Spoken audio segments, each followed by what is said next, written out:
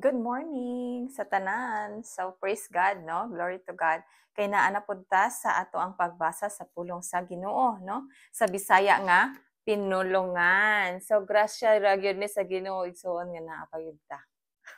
Hallelujah. But anyway, naa na ta sa numero chapter 18 karon no, so naa na ta sa chapter 18. So glory to God igsoon, padayon lang gyud ta ini sa matag adlaw nga mukaon sa pulong sa Ginoo. Kay mao ni ang atong pagkaon spiritually, no?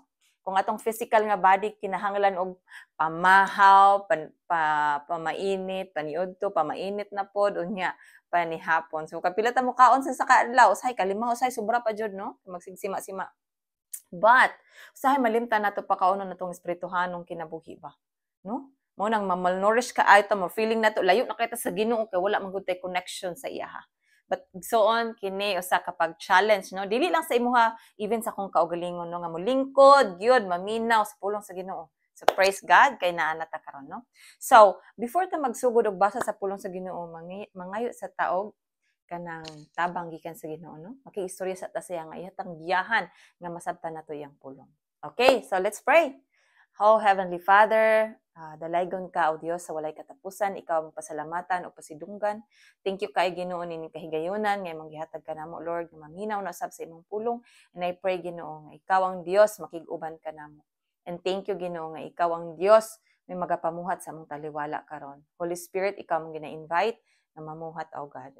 I bless you, Lord, and I pray nga ikaw magabless usab sa mga tao nga maminaw, magatan-aw niini. Ikaw mong ginaimbitahan nga mamuhat sa among taliwala, samtang kami magabasa sa imong pulong. Thank you kayo, Lord. Dalaygon ikaw sa walay katapusan. Pinagi sa ngalan ni Jesus. Amen. Og amen. Praise God. Okay, so atong sugdan, igsoon, no? So glory to God. So, kini nga chapter gibutangan og title nga buluhaton sa mga pari. So I know nga kailatag pari, no? No? So hangtod karon naa paghihapon ning mga pari. So sa Old Testament na sila, no? Naa sila dito daan. Okay, so tong sugdan sa chapter 18 verse 1. Ang Ginoo miingon kang Aaron, ikaw ug ang imong mga anak ug ang banay ni Levi maoy moabaga sa sala nga may kalabutan sa dapit nga balaan. Apan ikaw ug ang imong mga anak lamang mauusab ang muabaga sa sala nga may kalabutan sa imong pagkapari. Hallelujah. Verse 2. Dada usab ang imong mga igsuon sa banay ni Levi aron motabang ug mag-alagad sila kanimo samtang ikaw ug ang imong mga anak anaa sa atubangan sa tulda nga gibutangan sa sudlanan sa kasabutan. Okay, verse 3.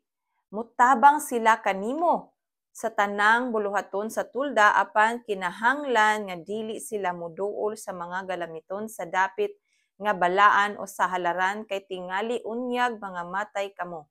Mutabang sila kaninyo og magatiman sa tulda nga tagbuanan sa tanang buluhaton sulod sa tulda ug kinahanglan nga walay bisan kinsa gawas kanila nga moduol kanimo. Verse 5, buhata ang mga buluhaton sa dapit nga balaan ingon man ang mga buluhaton sa halaran aron dili nako kaligot-gutan ang Israel.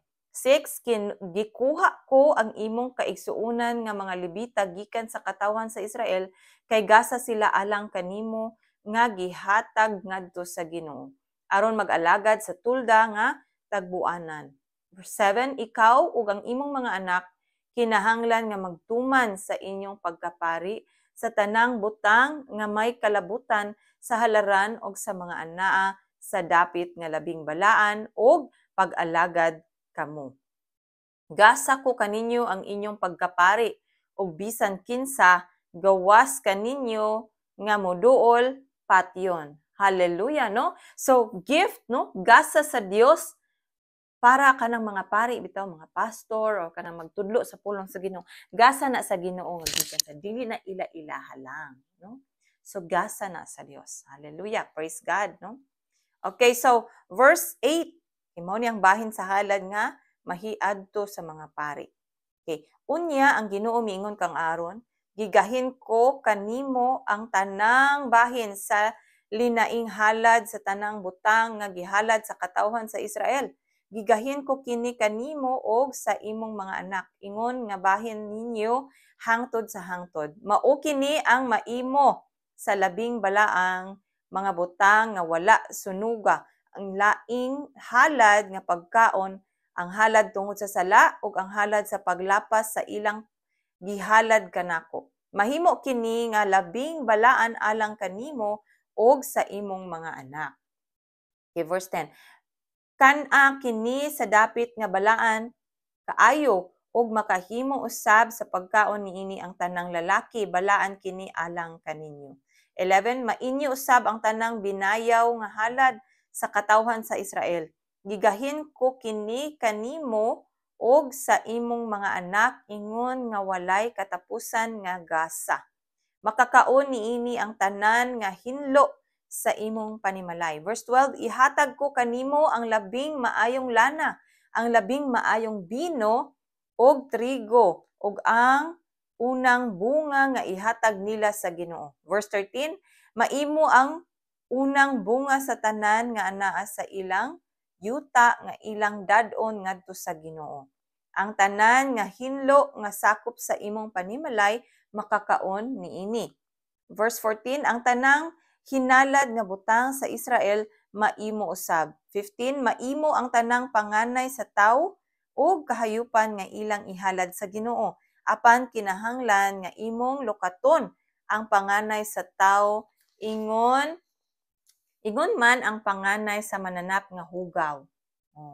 16, ang bata lukaton samtang nagpanuigon pa og usak ka bulan sa kantidad nga 57 ka gramos nga plata sumala sa opisyal nga sukdanan nga gigamit sa dapit nga balaan.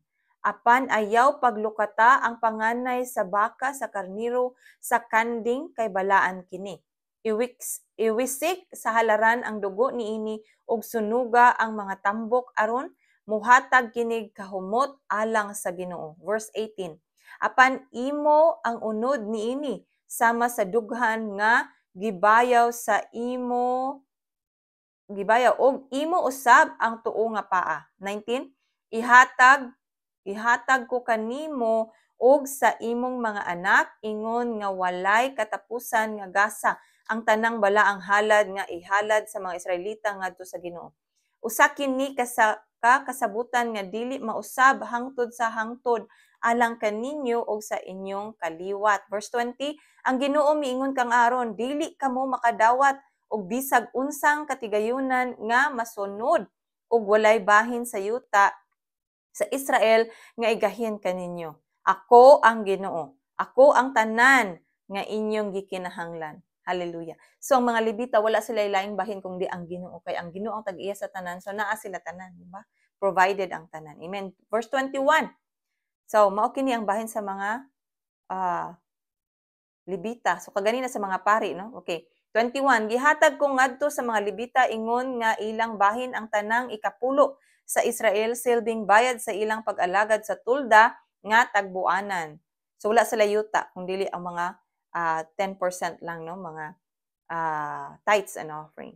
Kay 22, sukad karon ang katawhan sa Israel dili na makaduol sa tulda nga tagbuanan aron dili sila makasala og mamatay.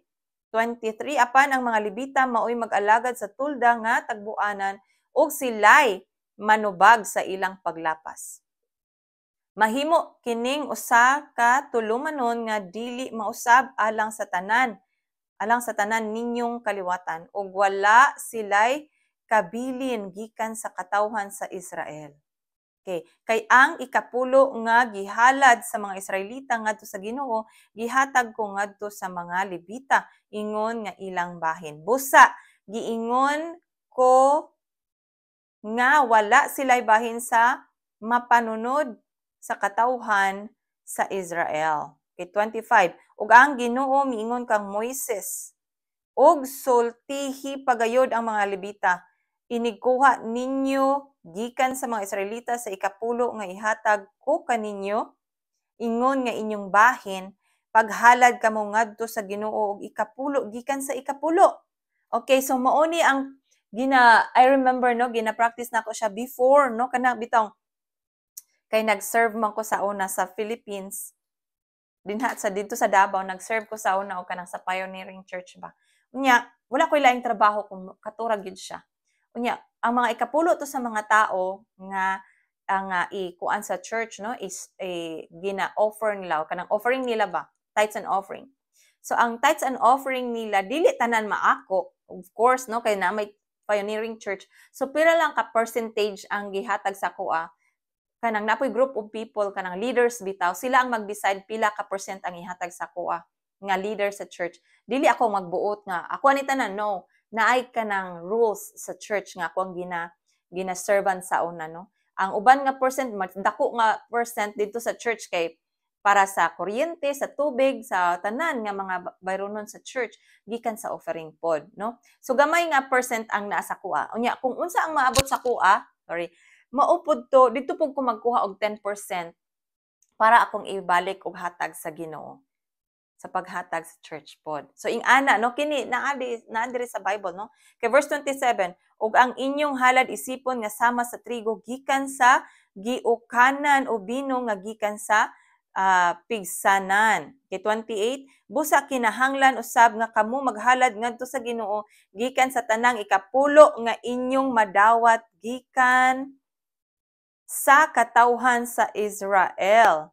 Og ang inyong halad ngadto sa Ginoo ihatag ngadto kang Aaron nga pare. Hallelujah. Maoy ihatag ingon nga halad ang gikan sa labing maayo nga inyong nadawat. Hallelujah. Sa dihang ikahalad na ninyo ang labing maayong bahin sa inyong nadawat, ang mga nahibilin isipon nga inyo sa mga Levita ingon nga maiya sa mag-uuma ang abot human siya makahimo sa iyang halad. Verse 31, ikaw og ang imong panimalay makahimo sa pagkaon niini sa bisan diing dapit kay ganti man kini kanimo tungod sa imong pag-alaga diha sa tulda nga tagbuanan. Okay, dili kamo makasala sa inyong pagkaon niini basta nakahalad na kamo sa labing maayong bahin niini ngadto sa Ginoo apan ayaw ninyo pasipadi ang balaang mga halad sa mga Israelita. Kung inyo kining himuon pahamtangan kamo sa kamatayon. Hallelujah. Okay, praise God no. So mao kadto ang chapter 18 igsoon. So karon diri lamang sa tawo kutob kay naa koy giapas nga appointment pod no. So glory to God nga bisan sa gamayng panahon makahatag ta og panahon sa Ginoo. So praise God igsoon. Ikaw nga naminaw karon nakahibalo ang Ginoo sa imong kasing-kasing and I pray nga ikaw panalanginan sa Ginoo og dubli-dubling mga panalangin no. Like 30%, no, not 30%, 30 times, 10 times, 30 times, and 100 folds times. So I pray nga katong pinakadako ang ihatag sa Ginoo sa imuha igsoon sa dihang ikaw musunod sa mando sa Dios sa imong kasing-kasing karon. So kung unsa man ang gibutang sa Ginoo sa imong kasing-kasing igsoon tumana kay kana adunay kaakabit or adunay connection sa blessing sa Ginoo sa imong kinabuhi. So dalaygon ang Dios sa walay katapusan hangtod sa sunod higayon igsoon padayon. Amen.